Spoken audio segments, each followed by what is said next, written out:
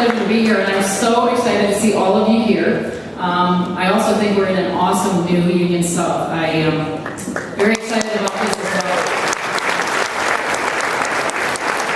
On behalf of the Wisconsin Alumni Association, let me welcome you to this All-Alumni Celebration.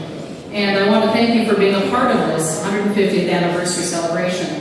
We're celebrating all year long with special events, special moments just like this here on campus, and with our alumni and our chapters all over the world. You can celebrate tonight by sharing your Badger memories and our 150th birthday card, and stop by our video booth. It's just actually as you go down to the left outside this room to tell us why you're proud to be a Badger. In fact, I promised I would stop by on my way out, so please share with them some of your memories. We hope you'll join us as we celebrate throughout the year. We'll be unveiling our new ice cream flavor, Mad Grad Medley, at our birthday party in June. We're hosting alumni from around the globe for a 3-day international convocation in July. And we hope to see you at our homecoming gala in October, when we'll mark 100 years of homecoming and 150 years of alumni achievement in true Badger style.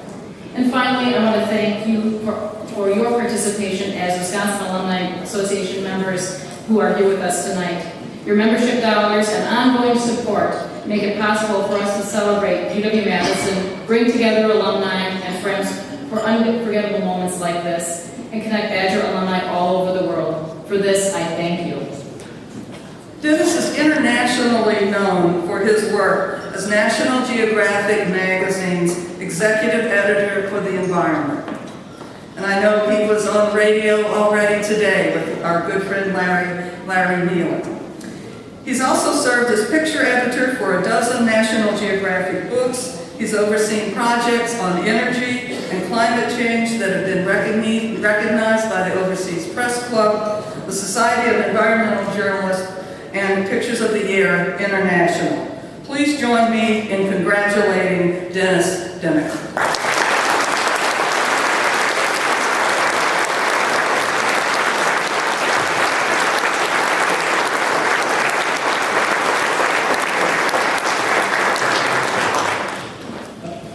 First of all, thank you so much for this wonderful honor. It's a real highlight of my life.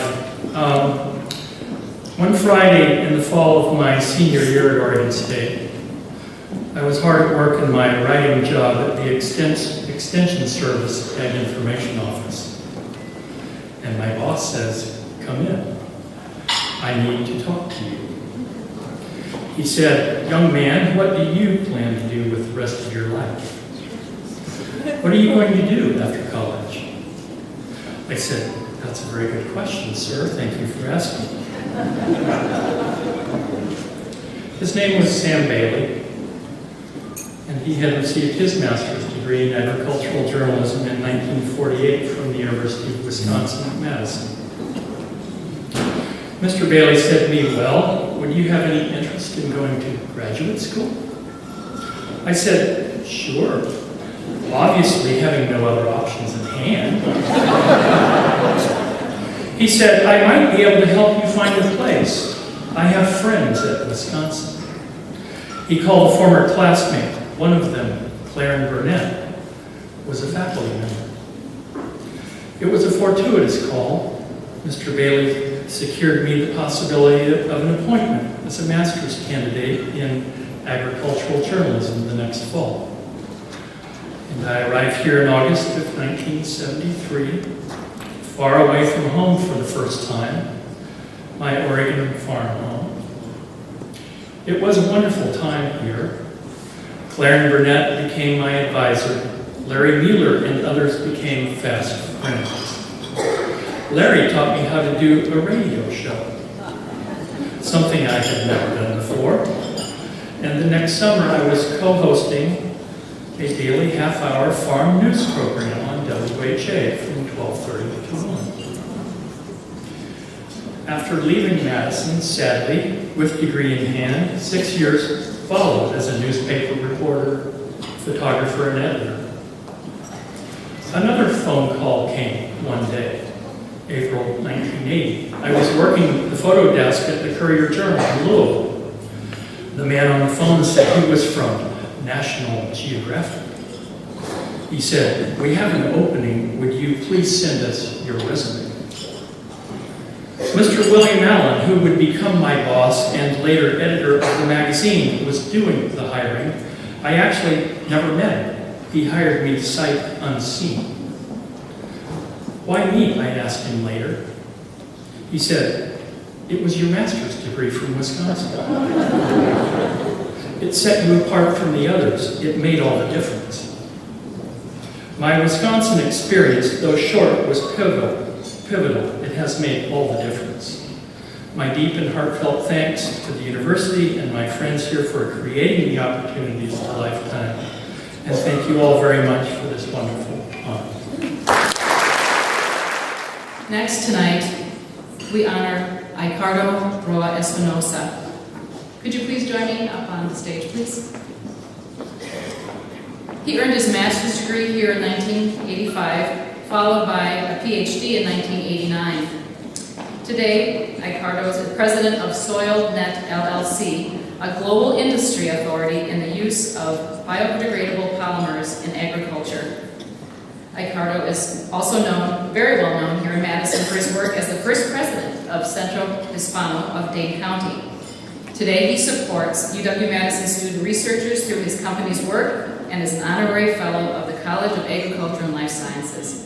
Please join me in congratulating Aicardo Roa-Espinosa.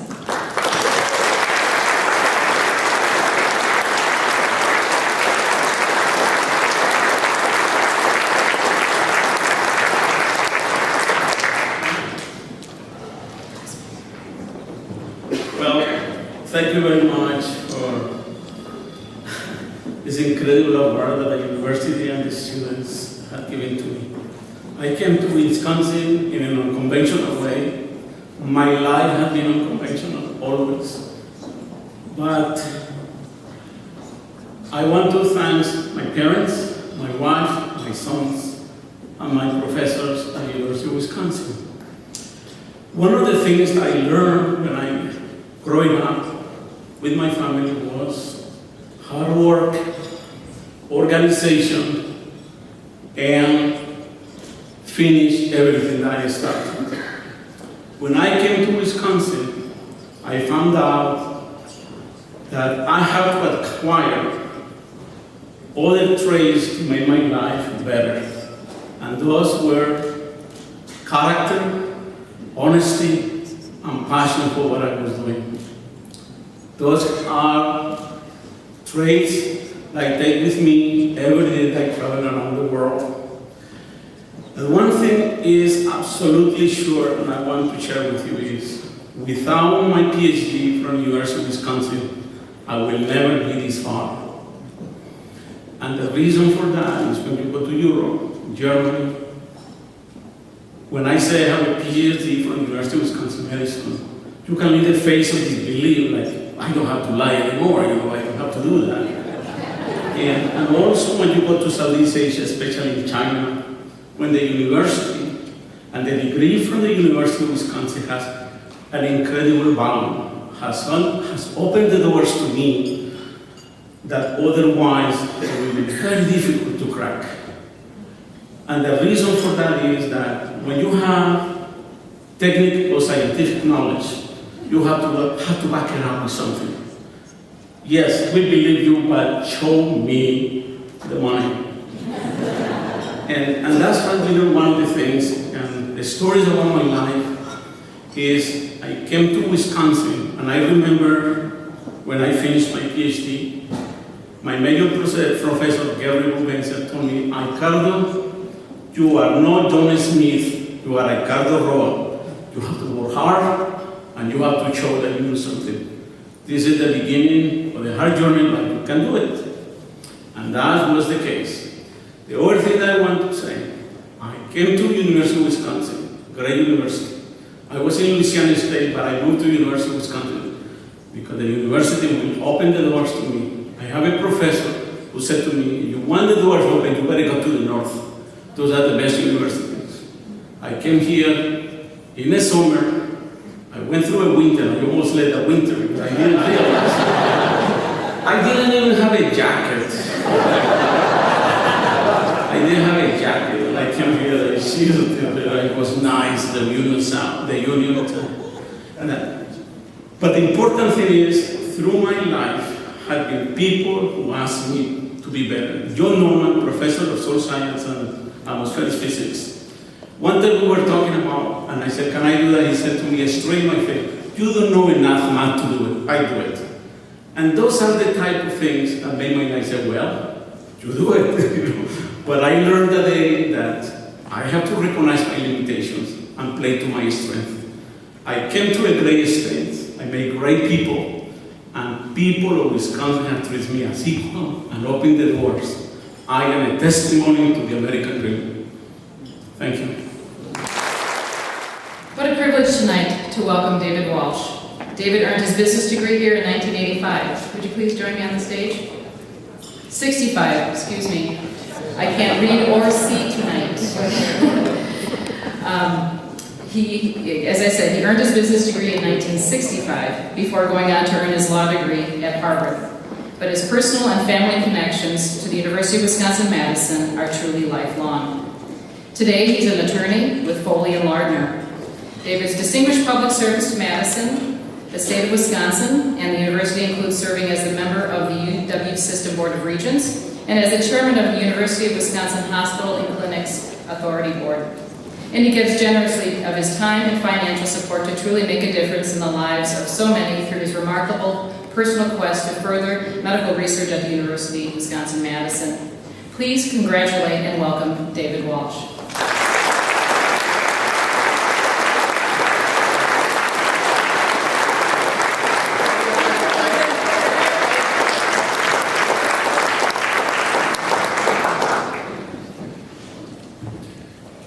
Thank you very much.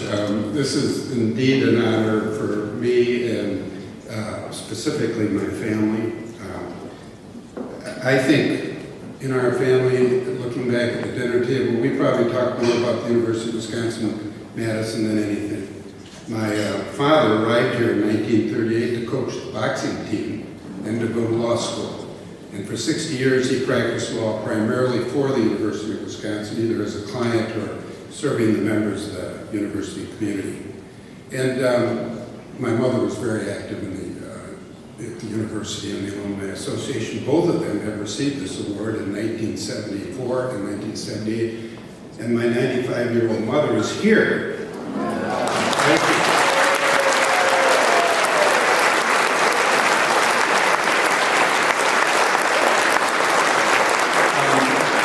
I think she's here to see if I have another tie.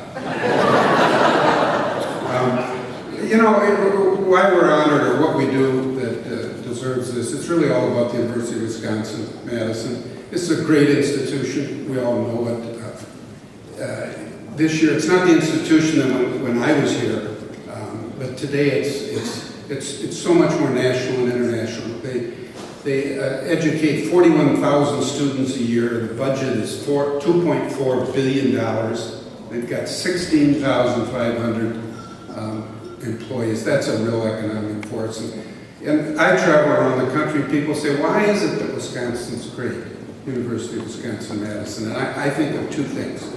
One is that it's the leadership. In my day, it was Fred Harvey Harrington and Conrad Albion.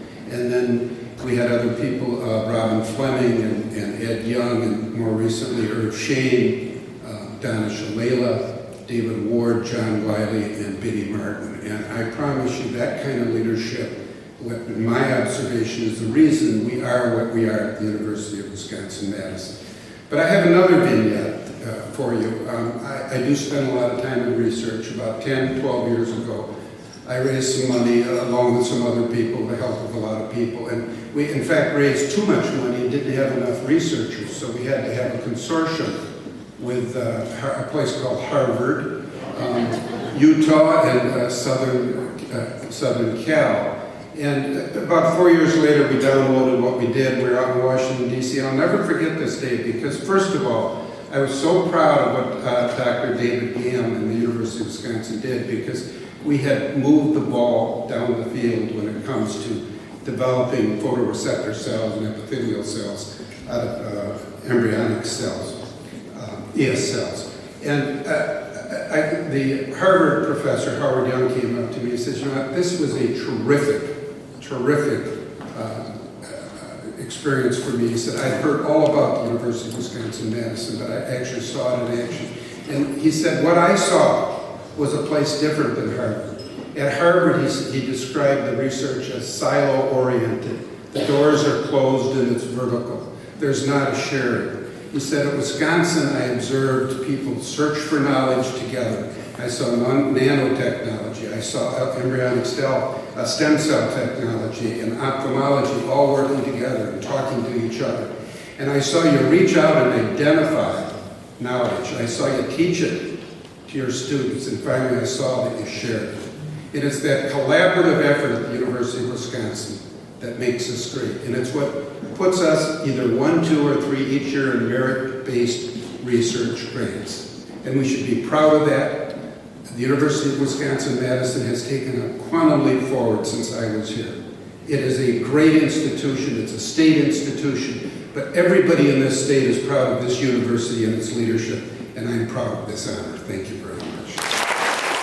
Our final honoree tonight is Madison's own Carol Toussaint. So Carol, if you will join me up here. Carol earned her journalism degree here in 1951. She has been a tireless advocate for women, for civic leadership, and for community service. She served several stints in Wisconsin state government. She was the first woman elected to the board of directors of Wisconsin Power and Light. And she was the first woman president of Madison's downtown Rotary. Since 1988, Carol has owned Vantage Point, a lecture business that promotes networking for women. And she continues to be very actively engaged in the life of our university through her role on numerous alumni leadership boards. It's a great honor to welcome and congratulate Carol Toussaint.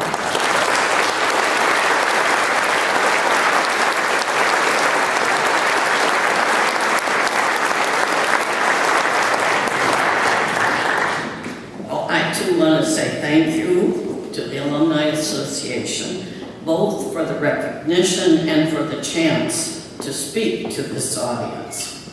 I really see myself as a stand-in.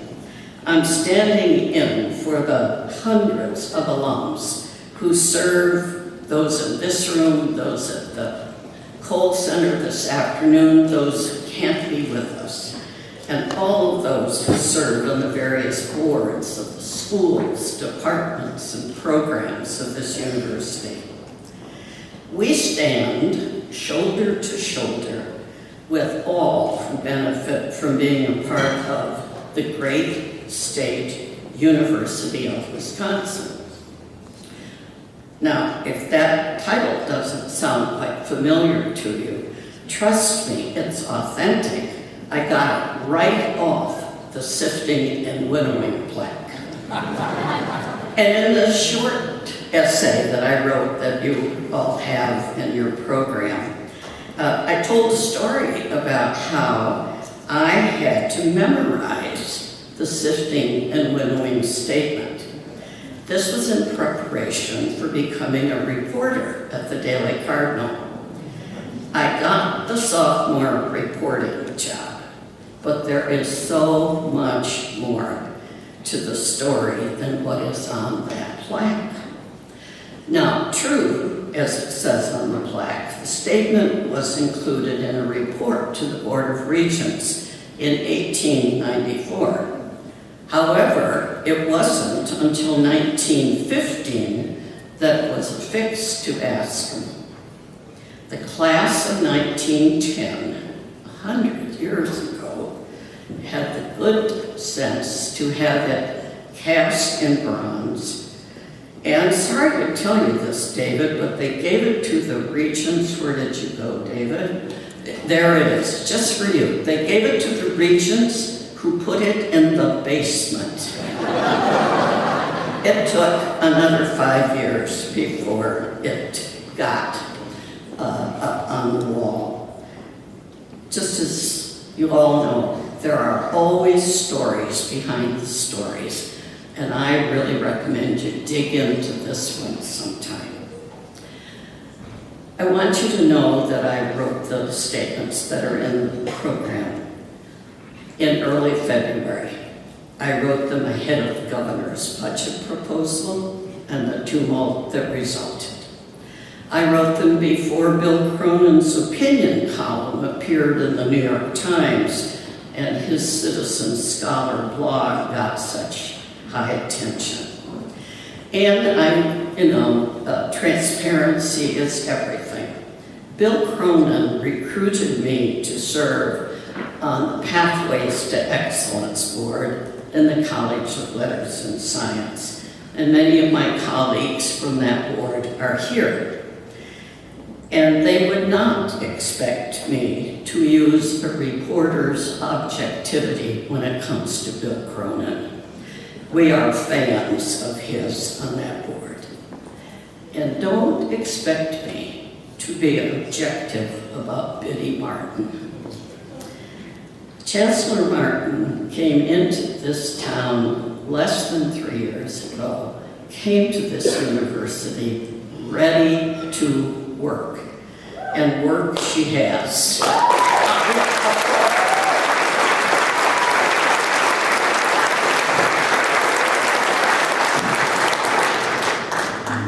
She started talking about the administrative flexibility that this university requires well before the November elections.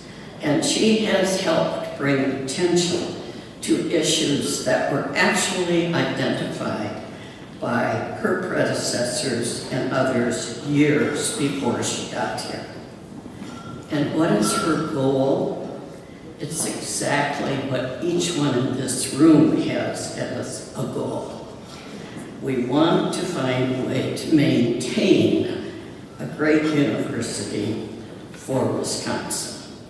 So as I see it, just my view, the proposal to separate the UW-Madison from the system and create an independent authority is going to require a whole lot of that famous, fearless and continual sifting and winnowing if we are ever going to find what is truly the best solution for all. Thank you very much.